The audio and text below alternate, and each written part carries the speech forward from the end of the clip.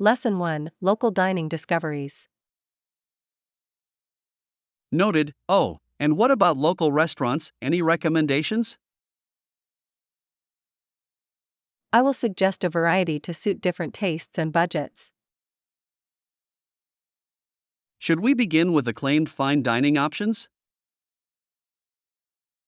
Fine dining showcases regional ingredients with refined techniques. Will reservations be necessary for those establishments? Reservations are strongly recommended, especially on weekends. Should we also highlight beloved family-run eateries? Family-run places offer authentic flavors and warm hospitality. Will those venues likely accept walk-in guests? Many accept walk-ins but expect short waits during peak hours. Do you recommend street food for a more adventurous palate? Street food provides immediate, local experiences and bold flavors. Should we check cleanliness and turnover at stalls before eating? Busy stalls with high turnover tend to have fresher and safer foods. Will vegetarian and vegan options be easy to find locally? Increasingly, restaurants provide plant-based choices and creative menus. Should we identify a few cafes ideal for language practice and study? Cafes with relaxed seating and reliable Wi-Fi serve learners well. Will specialty coffee shops offer a quieter environment for conversation? Many specialty shops pair a calm atmosphere with high-quality beverages. Do you advise sampling a signature regional dish first? Signature dishes reveal culinary history and local identity effectively. Should we include at least one budget-friendly recommendation? Budget-friendly spots allow extended exploration without overspending. Will family-style dining encourage shared tasting and social practice? Sharing plates creates conversational opportunities and varied vocabulary. Do you propose a pick for a romantic dinner location? Romantic venues often blend ambience, view, and attentive service. Should we point out restaurants with accessible seating and facilities? Accessibility information ensures comfortable dining for all guests. Will any establishments require dress codes or formal attire? Some high-end restaurants request smart casual or formal dress standards. Do you recommend calling ahead to confirm dietary accommodations? Calling allows chefs to prepare and ensure safety for allergies. Will we feature at least one trendy, hyped spot to attract viewers? Trendy venues draw attention but should be vetted for quality and authenticity. Could controversial practices like over-tourism affect certain restaurants? Popular spots sometimes struggle with capacity and local resentment. Should we recommend quieter alternatives to avoid contributing to overcrowding? Suggesting less crowded gyms supports sustainable and respectful tourism. Will we include options for late-night dining or small bites? Late-night eateries and tapas bars extend social life and language practice windows. Should we provide price ranges and sample menu items for each pick? Price estimates and sample dishes help viewers plan and set expectations. Will local markets with food stalls deserve special mention? Markets combine culinary discovery with fresh produce and cultural immersion. Should we note establishments that source ingredients locally and sustainably? Supporting sustainable restaurants aligns with environmental ethics and quality. Will live music venues paired with dining be of interest to some viewers? Live music enhances atmosphere and introduces cultural rhythms and local talent. Do you think pop-up dinners and supper clubs are worth exploring? Pop-ups offer experimental cuisine and intimate community experiences. Should we highlight any restaurants known for exceptional service? Exceptional service often elevates the dining experience and models hospitality vocabulary. Will we advise on tipping customs and payment methods at local spots? Clarifying tipping norms and card acceptance prevents awkward moments for travelers. Should we recommend making a short video review and notes after dining? Recording impressions helps learners practice descriptive language and share useful reviews. Will you include clear short sentences in on-screen captions for each recommendation? Short captions support comprehension and repetition for English learners. Should we create a downloadable map with the recommended venues pinned? A map aids navigation and encourages viewers to visit responsibly. Will we suggest times of day to visit to avoid crowds or catch special offerings? Timing recommendations improve experience and access to signature dishes. Should we ask local chefs for one tip about dining etiquette? Chef tips enrich cultural understanding and provide insider advice for respectful dining. Will we address controversies like price gouging at tourist hotspots? A balanced discussion warns viewers while suggesting fair alternatives. Should we include translation phrases to order and complement dishes? Practical phrases empower learners to interact politely and confidently with staff. Will we produce short practice dialogues simulating ordering at these restaurants? Role-play dialogues reinforce vocabulary and pragmatic language skills effectively. Should we moderate comments to prevent inappropriate critiques of local businesses? Responsible moderation protects reputations and encourages constructive feedback. Will we encourage viewers to support local businesses ethically and mindfully? Ethical patronage benefits communities and fosters sustainable tourism practices. Should we invite viewers to suggest their favorite local spots for future episodes? Viewer suggestions create engagement and broaden recommendations dynamically. Will we balance trending locations with lesser-known quality venues? A balanced list satisfies curiosity while promoting equitable local benefit. Should we verify health and safety standards before recommending any place? Verification reduces risk and preserves credibility with the audience. Will we provide a brief vocabulary recap after each restaurant highlight? Recaps aid retention and help learners apply phrases in real settings. Should we include a short controversy segment about food waste in popular restaurants? Discussing food waste raises awareness and encourages mindful consumption.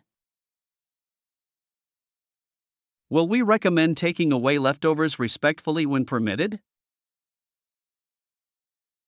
Responsible leftover practices reduce waste and extend enjoyment of meals.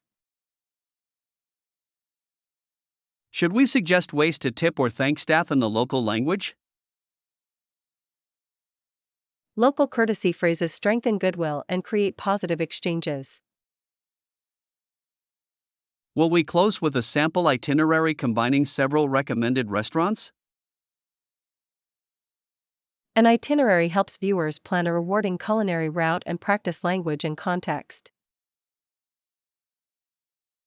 I will compile vetted restaurant picks, prepare clear practice dialogues, and present sustainable, respectful dining guidance for learners and travelers.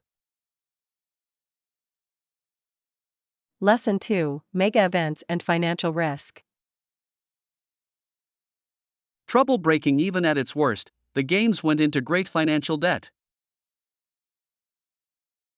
Most notoriously, this occurred with the Summer Games in several modern examples. Which factors drive such extreme cost overruns? Construction delays, scope creep, and unexpected security needs inflate budgets quickly. Do optimistic bidding and political pressure contribute? Promises of legacy and prestige often lead bidders to underestimate true costs. Will fixed deadlines for ceremonies increase financial risk? Hard deadlines force rushed work and premium spending to meet schedules. Can infrastructure investments justify the initial deficits? Long-term benefits depend on reuse plans, maintenance commitment, and realistic forecasts. Are white elephant venues a common post-event problem? Underused stadiums and facilities can become costly liabilities for host cities. Should host cities require binding legacy plans before approval? Binding plans and enforceable guarantees would promote accountability and practical outcomes. Do private-public partnerships reduce public exposure to risk? They can share cost but also introduce complex incentives and contingent liabilities. Will transparent accounting practices help citizens evaluate bids? Transparent forecasts and independent audits allow informed public debate and scrutiny.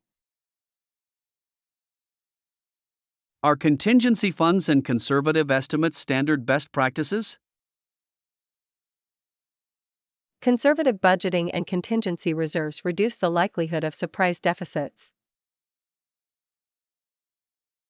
Could austerity measures during events harm long-term social programs? Diverting funds to event costs can undermine essential services and provoke public backlash.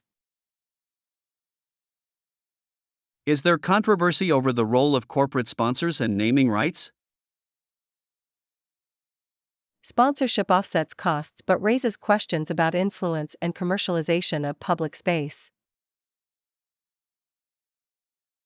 Should bids include independent risk assessments and scenario planning? Independent assessments expose vulnerabilities and test assumptions under stress. Will inflation and supply chain shocks during the build phase worsen budgets? External shocks such as material price spikes can dramatically increase construction costs. Are security and policing budgets often underestimated initially?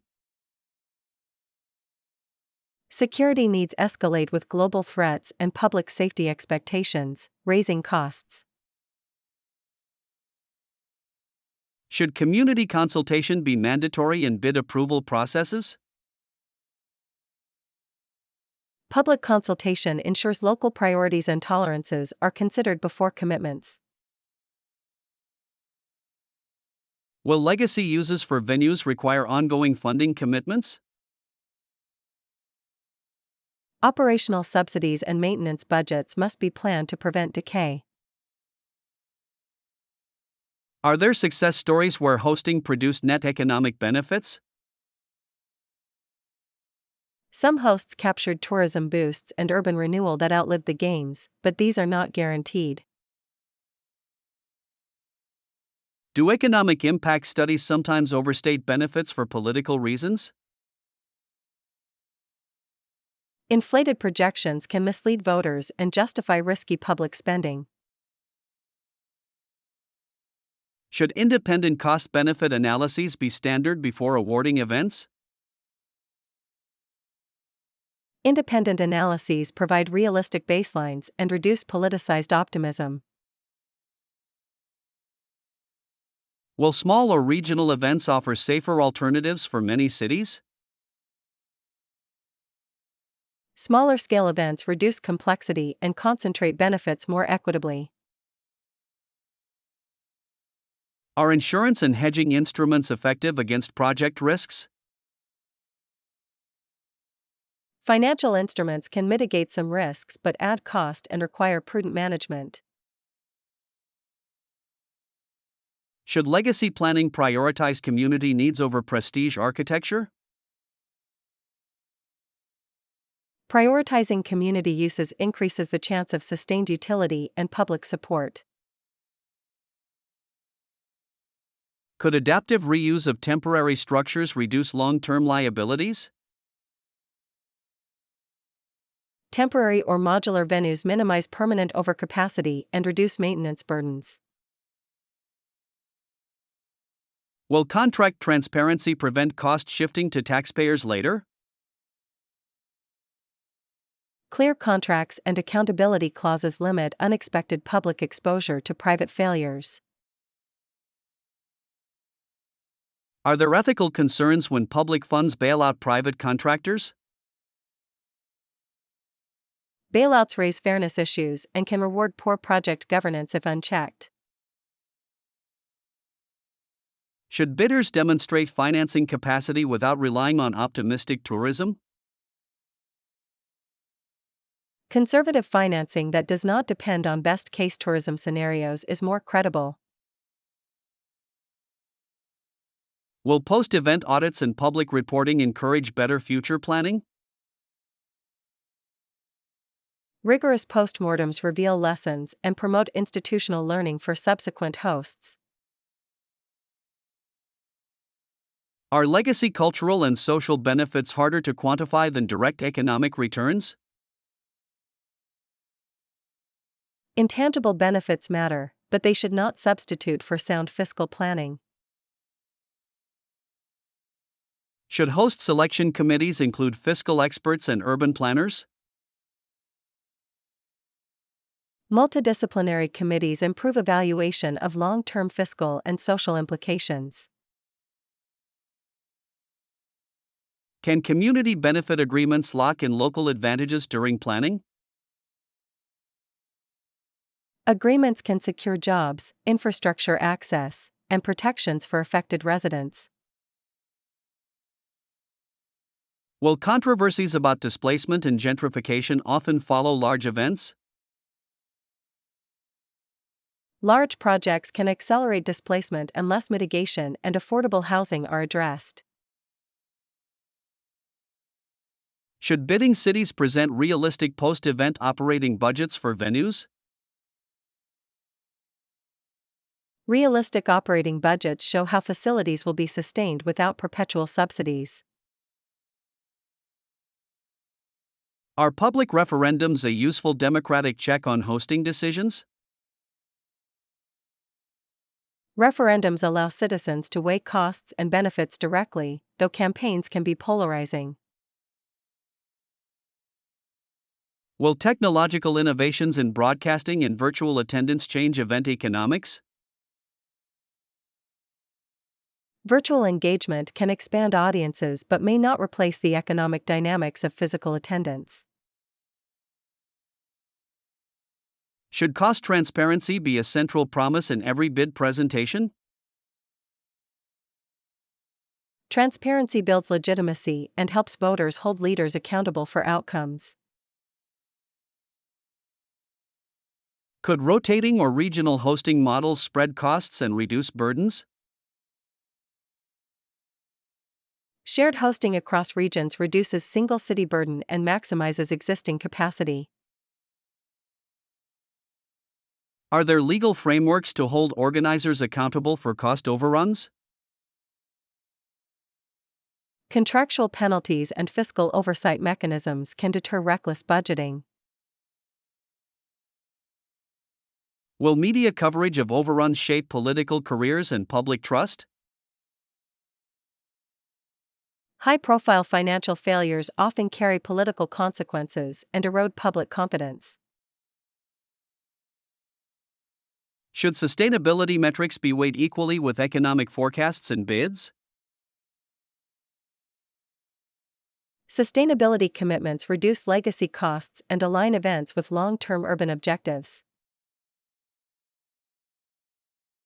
Can community-led legacy projects increase equitable post-event outcomes?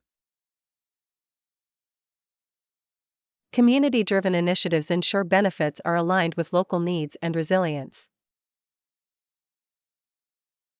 Will balanced, critical video content on this topic attract learners and civic viewers? Thoughtful analysis that combines clear language, case studies, and debate will engage viewers and foster informed discussion. I will present nuanced examples, explain key vocabulary, and encourage critical evaluation of costs, benefits, and ethical responsibilities when cities consider hosting mega events. Lesson 3: Weekend Plans and City Discoveries. Perfect, I love trying out new places. Any other plans for the weekend? I am thinking of visiting a new cafe with an art exhibit. Will the cafe feature local artists or traveling collections? The flyer mentions emerging local painters and a guest sculptor. Do you enjoy combining food and culture in one outing? Yes, it creates layered experiences and talking points for conversation.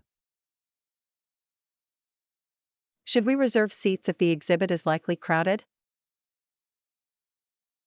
Reserving avoids disappointment and ensures good viewing angles. Will the venue require a small entrance fee for the exhibit?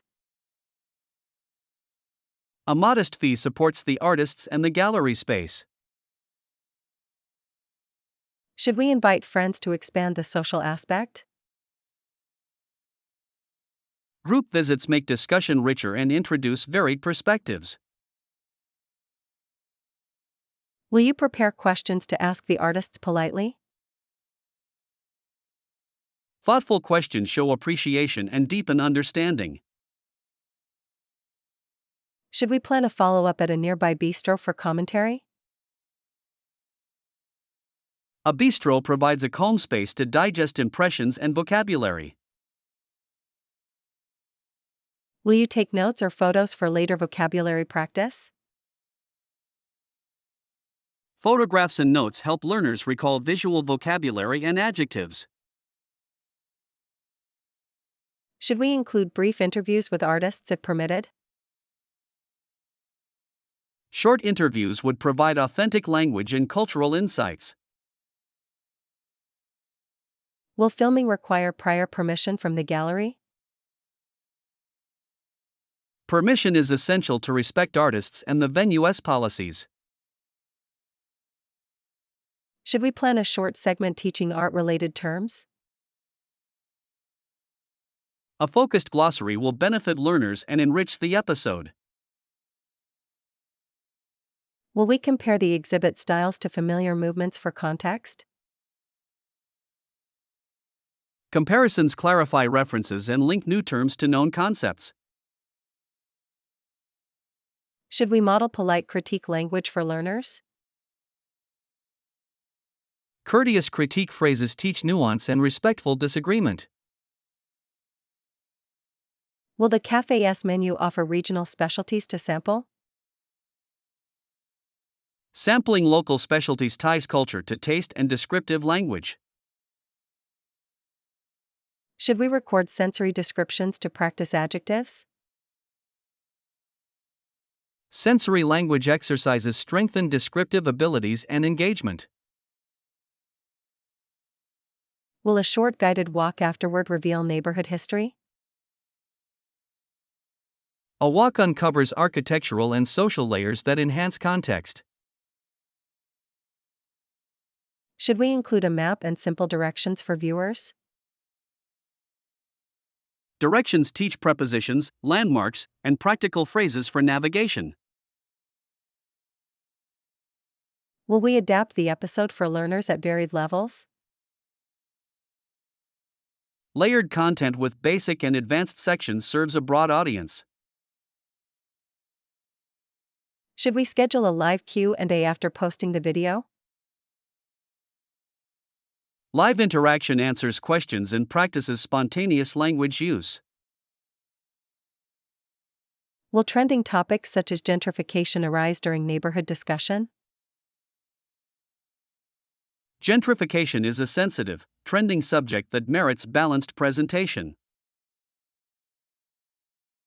Should we present multiple perspectives on neighborhood change? Multiple perspectives encourage critical thinking and respectful debate. Will viewers respond strongly to discussions about rising rents and culture shifts? Such topics often provoke lively comments and passionate viewpoints. Should we moderate comments and invite constructive contributions? Moderation keeps discourse civil and educational for all participants. Will controversy about cultural appropriation surface when discussing art scenes? Appropriation concerns can arise and require careful, informed handling. Should we consult local community voices to avoid misrepresentation? Including local voices ensures authenticity and reduces harm. Will the episode include concise practice sentences for ordering and thanking? Practical scripts for ordering and thanking are highly useful for learners. Should we recommend etiquette tips for gallery visits and cafe behavior?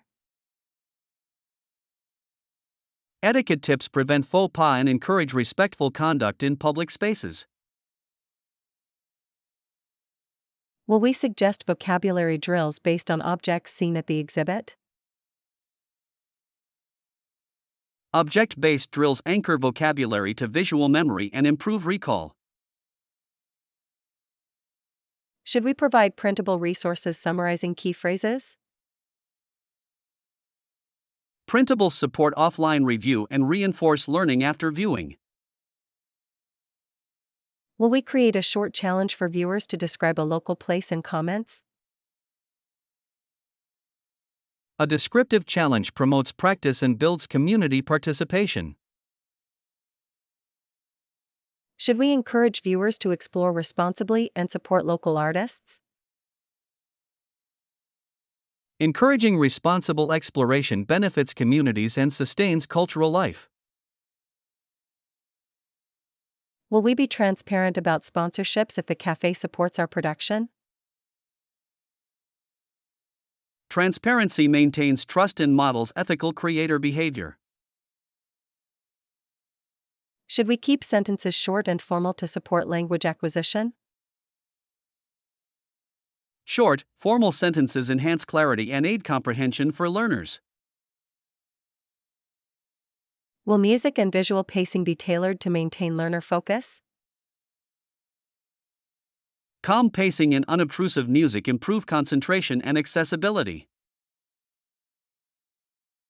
Should we include trigger warnings for sensitive themes such as displacement? Trigger warnings prepare viewers and show respect for diverse experiences. Will we promote upcoming local events and how to find official info?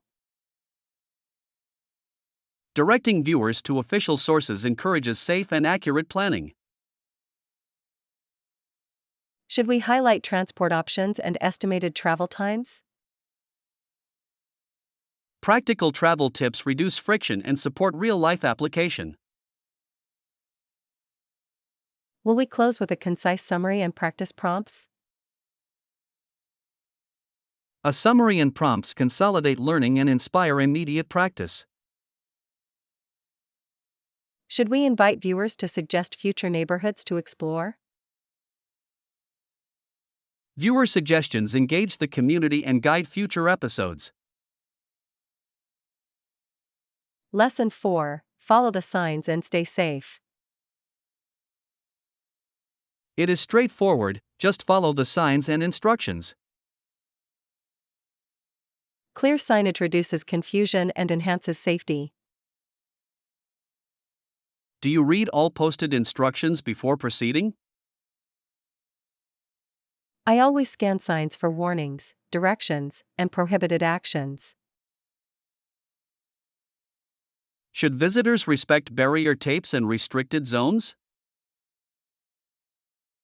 Restricted zones protect fragile sites and prevent accidents. Will ignoring signs ever be justified by convenience? Convenience does not override safety or legal requirements. Should staff be notified if signs are damaged or unclear? Reporting damaged signs prevents harm and helps maintenance teams. Will multilingual signs aid international visitors? Multilingual signage supports comprehension and fosters inclusion. Should pictograms accompany text for universal clarity? Pictograms convey essential information quickly across language barriers. Will following instructions reduce liability for organizers? Compliance reduces risk and clarifies responsibility during incidents. Should instructions include simple, step-by-step actions? Step-by-step guidance is easier for learners to follow and remember. Will diagrams and maps improve wayfinding in complex sites? Visual maps help orientation and reduce anxiety in unfamiliar spaces. Should mobile alerts supplement physical signage when appropriate? Mobile alerts provide timely updates and adapt to changing conditions. Will audible announcements assist visually impaired visitors? Audible systems increase accessibility and improve overall safety. Should signage be placed at regular intervals for reassurance? Regular placement prevents uncertainty and guides continuous compliance. Will people sometimes question instructions due to distrust? Distrust can arise. Transparency and clear rationale build trust and cooperation. Should organizers explain the purpose behind rules publicly? Explaining reasons encourages voluntary adherence and informed consent. Will historic or cultural sites require special behavioral instructions? Protective rules preserve heritage and respect local traditions. Should prominent hazards be signposted with strong visual contrast? High contrast improves visibility and captures attention effectively. Will temporary signs be as visible as permanent ones? Temporary signs must be secured and conspicuous to be effective. Should instructions advise on emergency procedures explicitly? Explicit emergency steps save time and reduce panic in crises. Will demonstrative signage showing correct technique be helpful?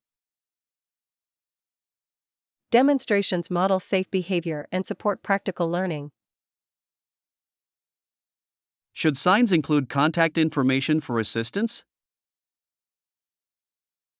Help numbers and locations of staff increase visitor confidence and support. Will consistent signage design across a venue reduce cognitive load? Consistency makes cues predictable and easier to internalize for visitors. Should warnings specify consequences rather than only commands? Stating consequences clarifies risks and motivates compliance. Will crowding around signs reduce their efficacy? Overcrowding blocks visibility, distributed signage alleviates bottlenecks. Should signs be positioned at decision points rather than after them? Decision point placement prevents mistakes and misdirection. Will digital kiosks provide interactive guidance for complex tasks?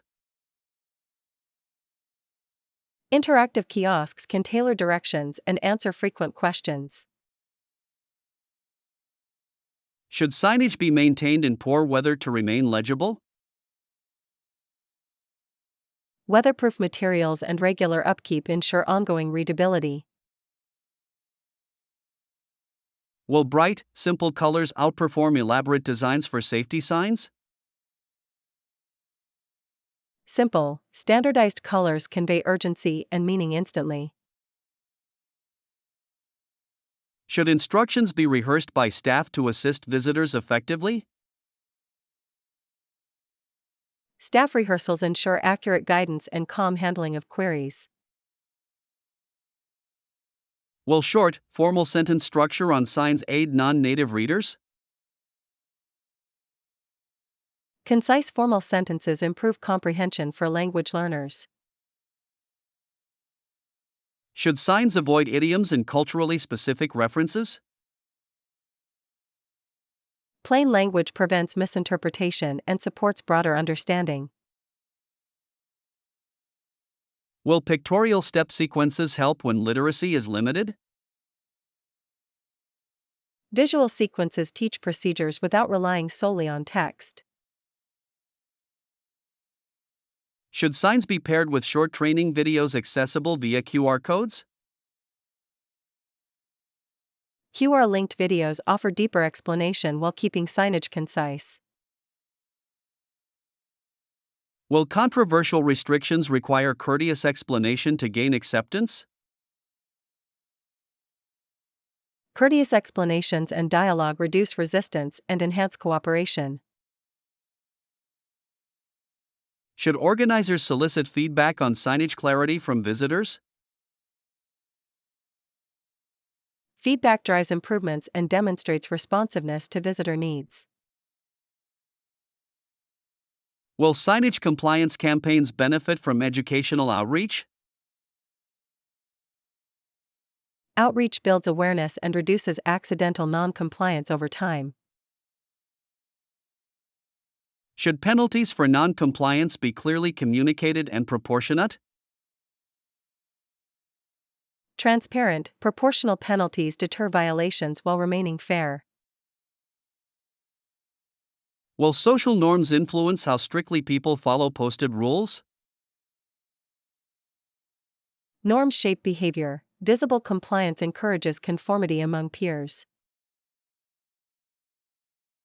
Should special provisions be made for children and elderly visitors?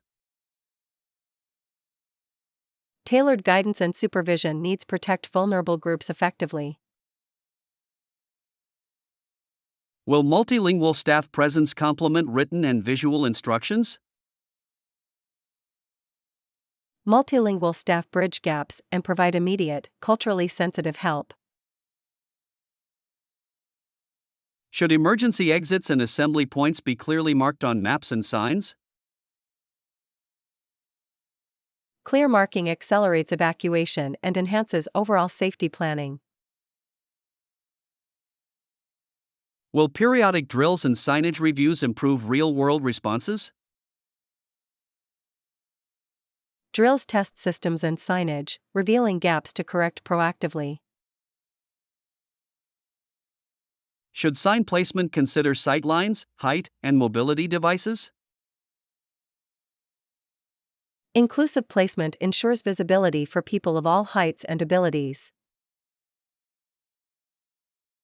Will technology such as beacon alerts support visitors with hearing impairments? Beacon and haptic alerts offer alternative channels for safety information. Should we model respectful language when instructing others to follow rules? Respectful phrasing encourages cooperation and preserves dignity in enforcement.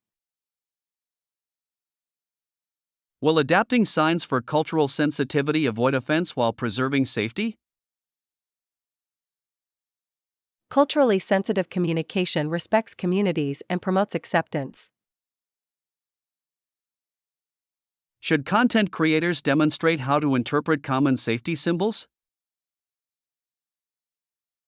Teaching symbol meaning builds practical literacy and reduces confusion for learners. Will emphasizing the shared benefit of following instructions motivate collective action? Highlighting communal gains frames compliance as a contribution, not a burden. I will demonstrate clear examples, model polite instruction language, and emphasize why following signs and instructions keeps everyone safer. Lesson 5: The 10-foot greeting rule. Any employee should greet any customer who is within 10 feet of them. He emphasized that it is important to speak promptly and courteously. Why measure distance in feet rather than steps or sight? A clear metric such as 10 feet creates a consistent, observable standard. Will such a rule improve perceived attentiveness in retail spaces? Prompt greetings signal presence and willingness to assist, improving customer impressions. Could mandatory greetings feel intrusive to some customers? Some customers value privacy and may find unsolicited approaches uncomfortable. Should employees be trained to read social cues before engaging? Reading cues allows staff to balance friendliness with respect for personal space. Will scripting greeting language help new employees perform confidently? Short, polite scripts standardize tone and reduce uncertainty for learners. Should greetings be tailored to context, such as libraries versus cafes? Context matters, tone and formality should match the environment and clientele. Will repeated interruptions under the 10-foot rule frustrate browsing customers? Excessive interruption undermines the goal. Training must emphasize minimal intrusion. Could strict enforcement create robotic, insincere interactions? Overly prescriptive rules risk producing formulaic exchanges that feel inauthentic. Should quality of engagement be valued over mere compliance? Depth and sincerity of interaction matter more than simple checkbox behavior. Will the rule affect employee workload and time management? Additional duties require realistic staffing and time allocation to avoid burnout. Should managers model greetings to set examples for staff? Leadership demonstration reinforces standards and shows practical application. Will cultural differences shape expectations about greeting distance? Cultural norms influence comfort with proximity and verbal engagement significantly. Should multinational organizations adapt policies to local norms? Local adaptation ensures respect and effectiveness across diverse markets. Could the rule reduce instances of customer neglect and missed sales? Timely recognition can convert browsing into purchases and increase satisfaction. Is there controversy about surveillance or monitoring to enforce such rules? Monitoring staff interactions raises ethical questions about privacy and workplace trust. Should enforcement rely on coaching rather than punitive surveillance? Coaching fosters improvement without eroding morale or autonomy. Will greeting protocols be important for accessible customer service? Clear, friendly acknowledgement benefits all customers, including those with disabilities. Should greetings include offers of specific help rather than generic phrases? Specific offers such as, "May I help you find sizing?" add practical value. Will scripted greetings help language learners working in customer service? Scripts provide safe practice, build vocabulary, and model polite structures for learners.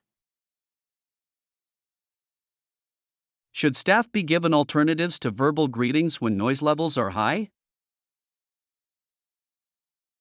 Nonverbal cues such as eye contact and a nod may substitute when speaking is impractical. Will measuring greeting proximity complicate informal service environments? Casual spaces require flexible application to preserve atmosphere and authenticity. Could customers misinterpret friendly greetings as sales pressure? Clear, respectful phrasing reduces perceived pressure while offering assistance. Should employee training include de-escalation and boundary respect? Training in boundaries safeguards both employees and customers and supports professionalism. Will customer feedback be useful to refine greeting policies? Feedback reveals what customers prefer and highlights unintended consequences. Should incentives for staff focus on customer satisfaction rather than frequency of greetings? Rewarding satisfaction aligns staff behavior with meaningful outcomes and service quality. Will digital signage and automated welcomes complement human greetings? Technology can reinforce messages but cannot replace genuine human interaction for many customers. Should the rule address greetings in outdoor or transient settings like markets? Adaptations are necessary for outdoor contexts where distances and flow differ. Will privacy-conscious customers appreciate an opt-out mechanism or signage? Clear options such as "Please browse quietly" signs respect varying preferences. Should the policy specify language, tone, and eye contact guidelines? Concrete examples help staff interpret expectations while allowing personal warmth. Will enforcement require periodic role-playing and feedback sessions? Role play with coaching builds skill, confidence, and adaptability in real scenarios. Could controversies arise over perceived mandatory friendliness in high-stress shifts? Mandatory affect can be emotionally taxing. Policies should respect employee well-being. Should managers monitor employee stress and provide support for emotional labor? Support systems and reasonable expectations reduce burnout and maintain service standards. Will cross-cultural training help staff greet diverse customer groups appropriately?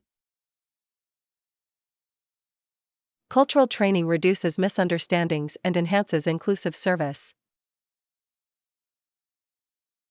Should companies publish their greeting policy publicly for transparency? Public policies set expectations and demonstrate commitment to service culture. Will concise, formal greeting phrases be useful teaching material for learners? Short, formal phrases are ideal for practice and immediate application by language learners. Should the lesson include common greeting scripts and appropriate variations? Providing scripts with alternatives prepares learners for different contexts and customer moods. Will mysteries about enforcement and measurement of 10 feet be resolved in practice? Practical training and common sense, rather than rigid measurement, usually guide behavior. Should exceptions be documented, such as when customers signal they do not wish to be approached? Policies should empower staff to respect explicit customer cues and stated preferences. Will the rule change customer experience measurably in trials and studies? Controlled trials and customer surveys can reveal effects on satisfaction and sales. Should organizations pilot the 10-foot guideline before wide implementation? Piloting allows adaptation and minimizes negative consequences before scaling. Will ethical considerations about employee autonomy shape policy design? Ethical design balances customer service goals with respect for staff dignity and choice. Should customers be educated about the purpose of greetings to foster mutual respect? Informing customers reduces misinterpretation and promotes cooperative interactions. Will this rule be a topic of trending debate among retail professionals and social commentators? Debates about customer service norms, privacy, and labor rights often generate public interest and controversy. Should creators model ideal greeting exchanges on camera to teach both language and etiquette? Demonstrations provide concrete vocabulary, tone, and body language for learners and professionals alike. I will outline respectful greeting scripts, recommend adaptive training, and advocate for policies that balance customer care with employee well-being.